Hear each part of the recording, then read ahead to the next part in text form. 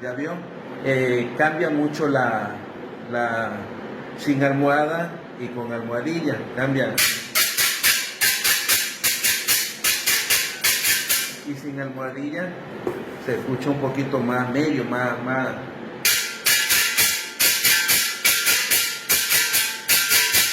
¿Ok?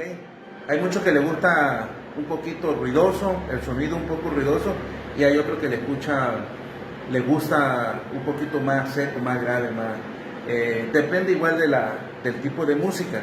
Si vas a tocar merengue o vas a tocar tropical o vas a tocar con tecladito y todo eso, depende de la música, depende del estilo del sonido de la güira.